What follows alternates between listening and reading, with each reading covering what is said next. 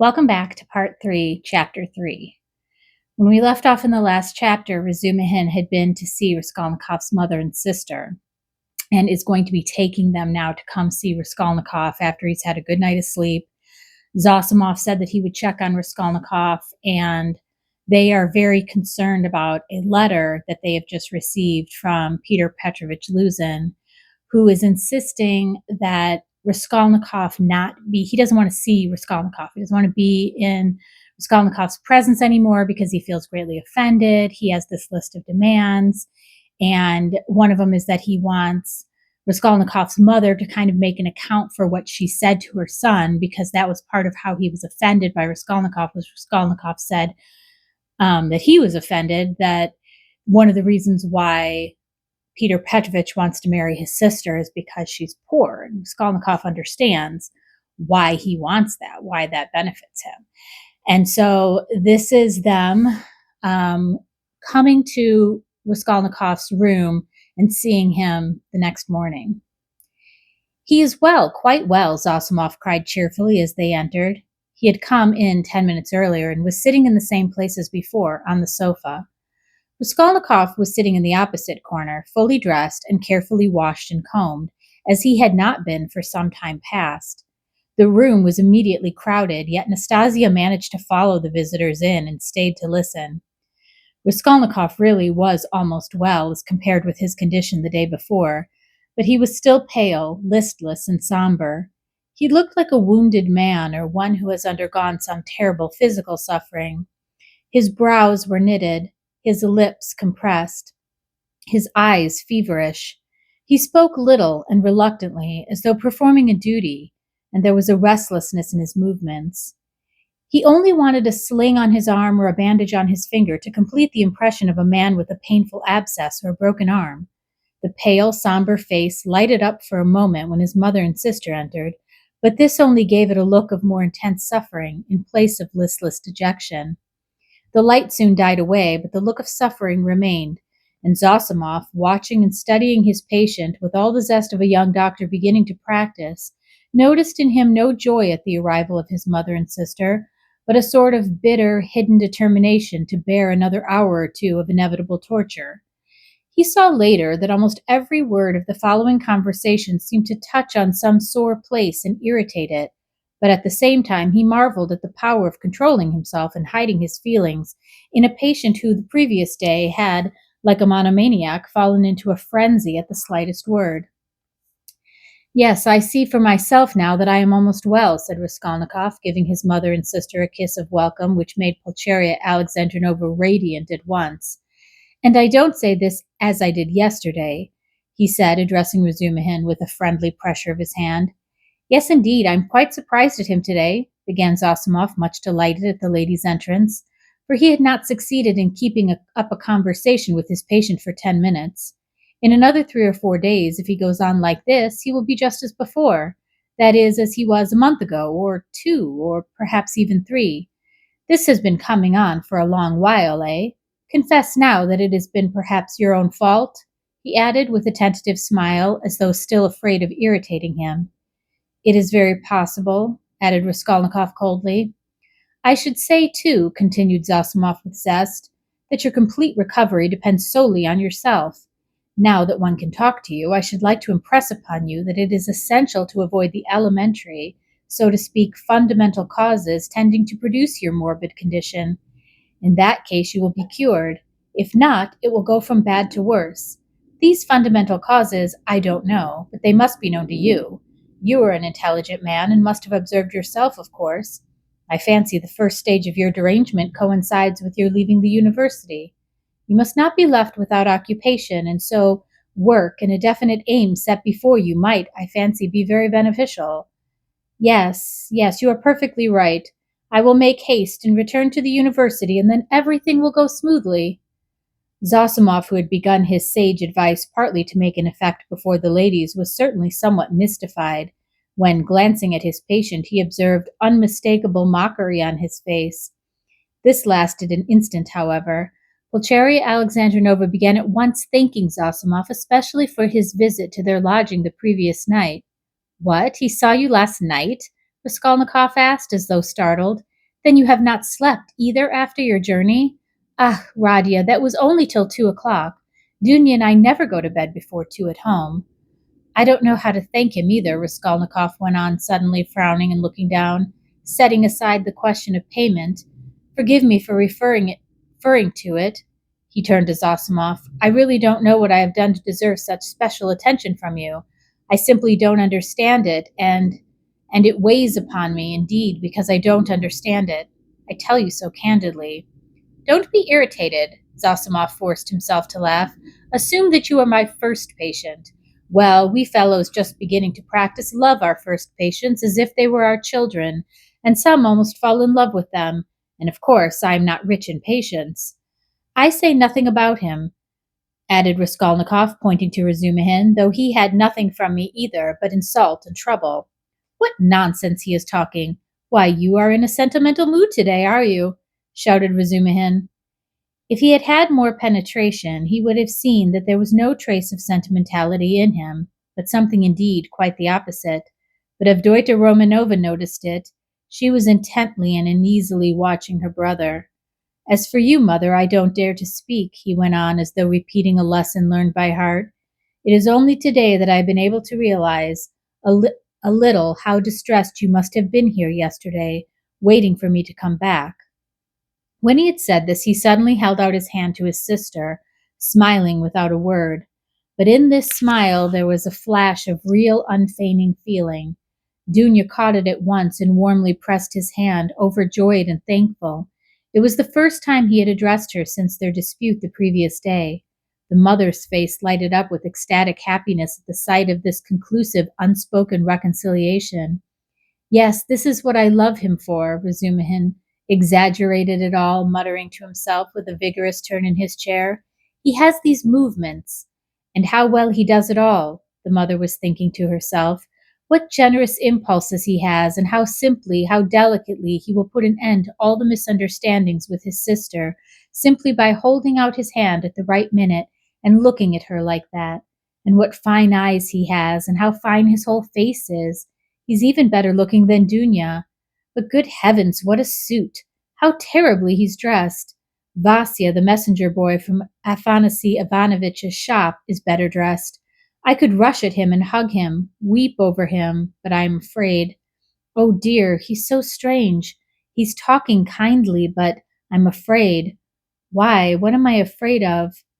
Oh, Rodya, you wouldn't believe, she began suddenly in haste to answer his words to her, how unhappy Dounia and I were yesterday. Now that it's all over and done with, we are quite happy again, I can tell you. Fancy we ran here almost straight from the train to embrace you and that woman. Ah, here she is. Good morning, Nastasia. She told us at once that you were lying in a high fever and had just run away from the doctor in delirium, and they were looking for you in the streets. You can't imagine how we felt. I couldn't help thinking of the tragic end of Lieutenant Pontachekovich, a friend of your father's. You can't remember him, Roger, who ran out in the same way in a high fever and fell into a well in the courtyard, and they couldn't pull him out till next day. Of course, we exaggerated things. We were on the point of rushing to find Poytr Petrovich to ask him for help, because we were alone, utterly alone, she said plaintively and stopped short, suddenly recollecting it was still somewhat dangerous to speak of Poytr Petrovich, although we are quite happy again, she added. Yes, yes, of course it's very annoying, Raskolnikov muttered in reply, but with such a preoccupied and inattentive air that Dounia gazed at him in perplexity. What else was it I wanted to say? He went on, trying to recollect. Oh, yes, mother, and you too, Dounia. Please don't think that I didn't mean to come and see you today, as was waiting for you to come first. What are you saying, Rodya? Cried Pulcheria Alexandrovna. She too was surprised. Is he answering us as a duty? Dounia wondered. Is he being reconciled and asking forgiveness as though he were performing a rite or repeating a lesson? I've only just waked up and wanted to go to you, but was delayed owing to my clothes.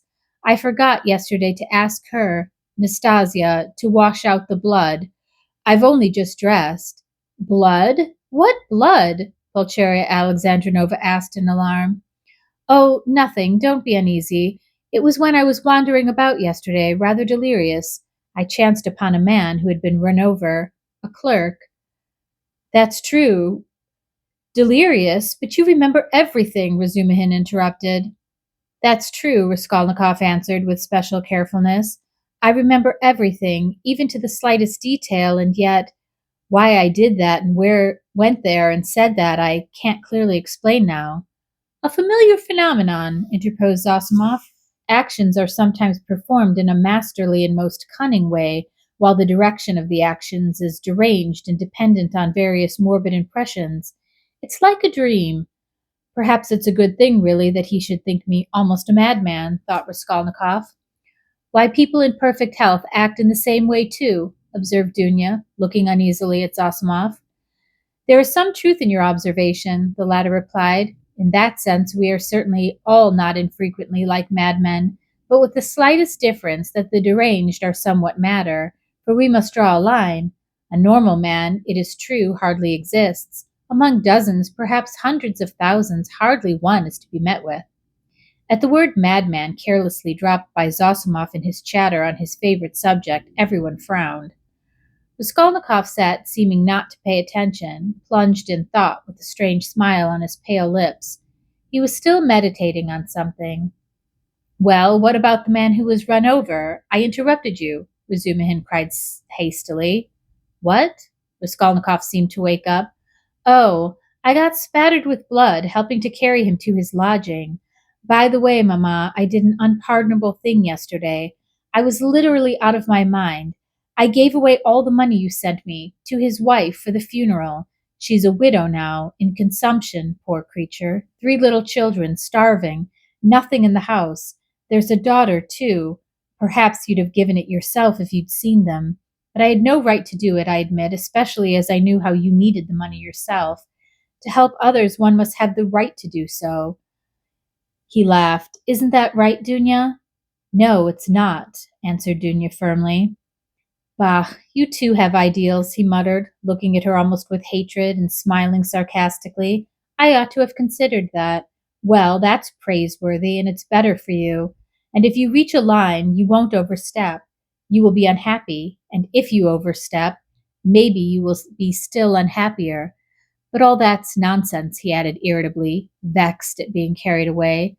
I only meant to say that I beg your forgiveness, mother, he concluded shortly and abruptly. That's enough, Rodya. I'm sure that everything you do is very good, said his mother, delighted. Don't be too sure, he answered, twisting his mouth into a smile.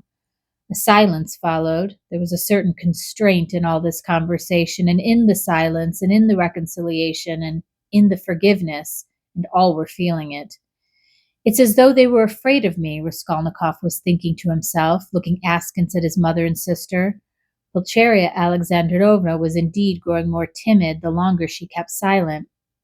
Yet in their absence I seemed to love them so much, flashed through his mind. Do you know, Rodya, Marfa Petrovna is dead? Pulcheria Alexandrovna suddenly blurted out. What? Marfa Petrovna? Oh, mercy on us, Marfa Petrovna Zidrigailov. I wrote you so much about her. Ah, yes, I remember. So she's dead. Really? He roused himself suddenly as if waking up. What did she die of? Only imagine, quite suddenly, Pulcheria Alexandrovna answered hurriedly, encouraged by his curiosity. On the very day I was sending you that letter. Would you believe it? That awful man seems to have been the cause of her death. They say he beat her dreadfully. Why, were they on such bad terms? He asked, addressing his sister. Not at all, quite the contrary indeed. With her he was always very patient, considerate even. In fact, all those 7 years of their married life, he gave way to her, too much so indeed in many cases. All of a sudden he seems to have lost patience. Then he could not have been so awful if he controlled himself for 7 years. You seem to be defending him, Dounia. No, no, he is an awful man.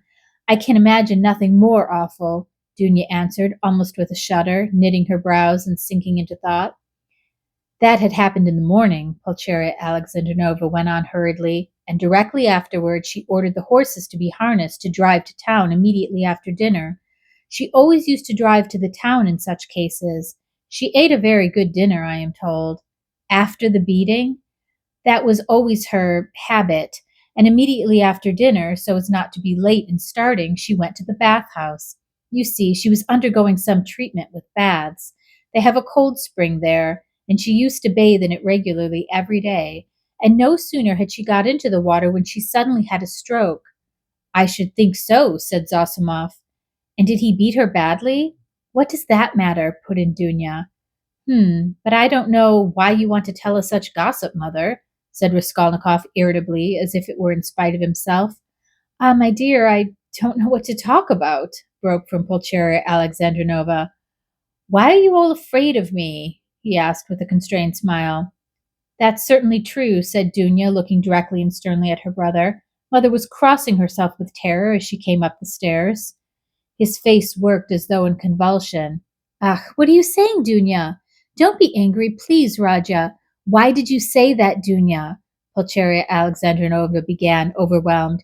You see, coming here, I was dreaming all the way, in the train, how we should meet, how we should talk over everything together, and I was so happy I did not notice the journey. But what am I saying? I am happy now. You should not, Dounia. I am happy now, simply in seeing you, Rodya. Hush, mother, he muttered in confusion, not looking at her but pressing her hand. We shall have time to speak freely of everything. As he said this, he was suddenly overwhelmed with confusion and turned pale. Again, that awful sensation he had known of late passed with deadly chill over his soul. Again, it became suddenly plain and perceptible to him that he had just told a fearful lie, that he would never now be able to speak freely of everything, that he would never again be able to speak of anything to anyone. The anguish of this thought was such that for a moment he almost forgot himself. He got up from his seat and, not looking at anyone, walked toward the door. What are you about? Cried Razumihin, clutching him by the arm. He sat down again and began looking about him in silence. They were all looking at him in perplexity. But what are you all so dull for? He shouted suddenly and quite unexpectedly. Do say something. What's the use of sitting like this? Come, do speak. Let us talk. We meet together and sit in silence. Come, anything. Thank God, I was afraid the same thing as yesterday was beginning again, said Pulcheria Alexandrovna, crossing herself. What is the matter, Rodya? Asked Avdotya Romanovna distrustfully. Oh, nothing. I remembered something, he answered and suddenly laughed.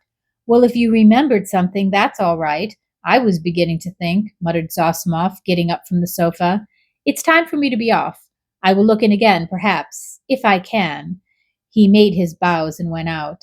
What an excellent man, observed Pulcheria Alexandrovna. Yes, excellent, splendid, well-educated, intelligent, Raskolnikov began, suddenly speaking with surprising rapidity and a liveliness he had not shown till then. I can't remember where I met him before my illness. I believe I've met him somewhere. And this is a good man, too, he nodded at Razumihin. Do you like him, Dounia? He asked her, and suddenly, for some unknown reason, he laughed. Very much, answered Dounia. Phoo, what a pig you are, Razumihin protested, blushing in terrible confusion, and he got up from his chair. Pulcheria Alexandrovna smiled faintly, but Raskolnikov laughed out loud. Where are you off to? I must go. You need not at all. Stay. Zossimov has gone, so you must. Don't go. What's the time? Is it 12 o'clock? What a pretty watch you have on, Dounia. But why are you all silent again? I do all the talking. It was a present from Marfa Petrovna, answered Dounia. And a very expensive one, added Pulcheria Alexandrovna. Ah, what a big one. Hardly like a lady's. I like that sort, said Dounia. So it is not a present from her fiance, thought Razumihin, and was unreasonably delighted. I thought it was Luzhin's present, observed Raskolnikov. No, he has not made Dounia any presents yet. Ah, do you remember, mother? I was in love and wanted to get married, he said suddenly, looking at his mother, who was disconcerted by the sudden change of subject and the way he spoke of it. Oh, yes, my dear. Pulcheria Alexandrovna exchanged glances with Dounia and Razumihin. Yes, what shall I tell you? I don't remember much indeed. She was such a sickly girl, he went on, growing dreamy and looking down again. Quite an invalid. She was fond of giving alms to the poor, and she was always dreaming of a nunnery, and once she burst into tears when she began talking to me about it. Yes, I remember. I remember very well. She was an ugly little thing. I really don't know what drew me to her then. I think it was because she was always ill. If she had been lame or hunchback, I believe I should have liked her better still, he said dreamily. Yes, it was a sort of spring delirium. No, it was not only spring delirium, said Dounia with warm feeling. He fixed a strained, intent look on his sister, but did not hear or did not understand her words. Then, completely lost in thought, he got up, went up to his mother, kissed her, went back to his place, and sat down. You love her even now? Said Pulcheria Alexandrovna, touched. Her? Now? Oh, yes. You ask about her? No, that's all now, as it were in another world, and so long ago, and indeed everything happened here seems somehow far away. He looked attentively at them. You, now, I seem to be looking at you from 1,000 miles away. But goodness knows, why are we talking of that? And what's the use of asking about it? He added with annoyance, and biting his nails fell into dreamy silence again. What a wretched lodging you have, Rodya. It's like a tomb, said Pulcheria Alexandrova, suddenly breaking the oppressive silence. I'm sure it's quite half through your lodging that you've become so melancholy. My lodging? He answered listlessly. Yes, the lodging had a great deal to do with it. I thought that too. If only you knew, though, what a strange thing you said just now, mother, he said, laughing strangely. A little more in their companionship, this mother and this sister, with him after 3 years' absence, this intimate tone of conversation in face of the utter impossibility of really speaking about anything, would have been beyond his power of endurance. But there was one urgent matter which must be settled one way or the other that day, and so he had decided when he woke. Now he was glad to remember it as a means of escape. Listen, Dounia, he began gravely and dryly. Of course, I beg your pardon for yesterday, but I consider my duty to tell you again that I do not withdraw from my chief point. It is me or Luzhin. If I am a scoundrel, you must not be. One is enough. If you marry Luzhin, I cease at once to look on you as a sister. Rodya, Rodya, it is the same as you said yesterday again, Pulcheria Alexandrova cried mournfully. And why do you call yourself a scoundrel? I can't bear it. You said the same yesterday. Brother, Dounia answered firmly, and with the same dryness, in all this there is a mistake on your part. I thought it over at night, and found out the mistake. It is all because you seem to fancy I am sacrificing myself to someone and for someone. That is not the case at all. I'm simply marrying for my own sake, because things are hard for me, though of course I shall be glad if I succeed in being useful to my family, but that is not the chief motive of my decision. She is lying, he thought to himself, biting his nails vindictively. Proud creature. She won't admit she wants to do it out of charity. Too haughty. Oh, base characters. They even love as though they hate. Oh, how I hate them all. In fact, continued Dounia, I am marrying Poytr Petrovich because of two evils I chose the less. I intend to do honestly all he expects of me, so I am not deceiving him. Why did you smile just now? She too flushed as there was a gleam of anger in her eyes. All? He asked with a malignant grin. Within certain limits, both the manner and form of Poytr Petrovich's courtship showed me at once what he wanted. He may, of course, think too well of himself, but I hope he esteems me too. Why are you laughing again? And why are you blushing again? You are lying, sister. You are intentionally lying simply from feminine obstinacy, simply to hold your own against me. You cannot respect Luzhin. I have seen him and talked with him. You are selling yourself for money, and so in any case you are acting basely, and I am glad at least that you can blush for it. It is not true. I am not lying, cried Dounia, losing her composure. I would not marry him if I were not convinced that he esteems me and thinks highly of me. I would not marry him if I were not firmly convinced that I can respect him. Fortunately, I can have convincing proof of it this very day, and such a marriage is not a vileness, as you say, and even if you were right, if I really had determined on vile action, it is not merciless on your part to speak to me like that. Why do you demand of me a heroism that perhaps you have not either? It is despotism, it is tyranny. If I ruin anyone, it is only myself. I'm not committing a murder. Why do you look at me like that? Why are you so pale? Rodya, darling, what's the matter?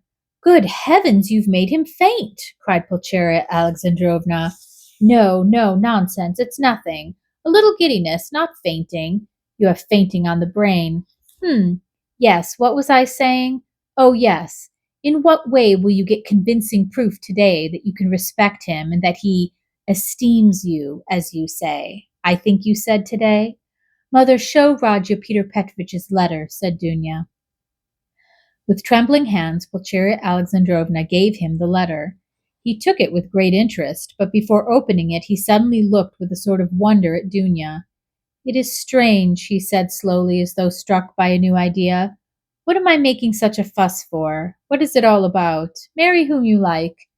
He said this as though to himself, but said it out loud, and he looked for some time at his sister as though puzzled. He opened the letter at last, still with the same look of strange wonder on his face. Then slowly and attentively he began reading, and read it through twice. Pulcheria Alexandrovna showed marked anxiety, and all indeed expected something particular. What surprises me, he began after a short pause, handing the letter to his mother, but not addressing anyone in particular, is that he is a businessman, a lawyer, and his conversation is pretentious indeed, and yet he writes such an uneducated letter. They all started. They had expected something quite different. But they all write like that, you know, Razumihin observed abruptly. Have you read it? Yes. We showed him, Rodya. We consulted him just now, Pulcheria Alexandrovna began, embarrassed. That's just the jargon of the courts, Razumihin put in. Legal documents are written like that to this day. Legal? Yes, it's just legal. Business language. Not so very uneducated and not quite educated. Business language. Peter Petrovich makes no secret of the fact that he had a cheap education. He's proud indeed of having made his own way, Avdotya Romanova observed, somewhat offended by her brother's tone. Well, if he's proud of it, he has reason. I don't deny it. You seem to be offended, sister, at my making only such a frivolous criticism on the letter, and to think that I speak of such trifling matters on purpose to annoy you. It's quite the contrary. An observation apropos of the style occurred to me that is by no means irrelevant as things stand. There is one expression, blame yourselves, put in very significantly and plainly, and there is this besides, a threat that he will go away at once if I am present. That threat to go away is equivalent to a threat to abandon you both if you are disobedient, and to abandon you now after summoning you to Petersburg. Well, what do you think? Can one resent such an expression from Luzhin? Or should, if he, pointed to Razumihin, had written it out, or Zossimov, or one of us? No, answered Dounia with more animation. I saw clearly that it was too naively expressed, and that perhaps he simply has no skill in writing. That is a true criticism, brother. I did not expect, indeed, it is expressed in legal style and sounds coarser than perhaps he intended, but I must disillusion you a little.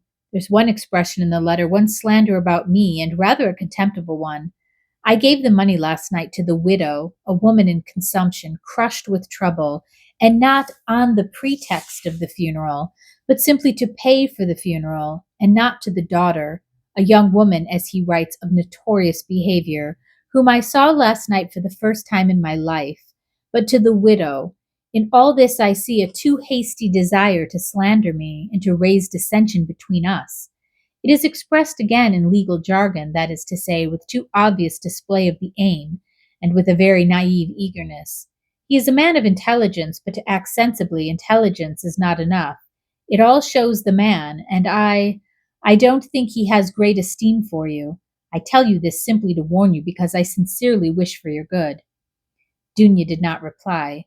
Her resolution had been taken. She was only awaiting the evening.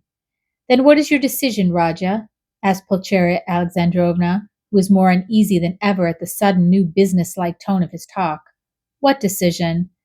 You see, Peter Petrovich writes that you are not to be with us this evening, and that he will go away if you come. So will you come? That, of course, is not for me to decide, but for you first. If you are not offended by such a request, and secondly, by Dounia, if she too is not offended, I will do what you think best, he added dryly. Dounia has already decided, and I fully agree with her, Pulcheria Alexandrovna hastened to declare. I decided to ask you, Rodya, to urge you not to fail to be with us at this interview, said Dounia. Will you come? Yes. I will ask you too to be with us at 8 o'clock, she said, addressing Razumihin. Mother, I'm inviting him too. Quite right, Dounia. Well, since you have decided, added Pulcheria Alexandrovna, so be it. I shall feel easier myself. I do not like concealment and deception. Better let us have the whole truth. Peter Petrovich may be angry or not now. All right, so that was a really interesting chapter and a pivotal one. So meet me in the discussion and we'll talk it through.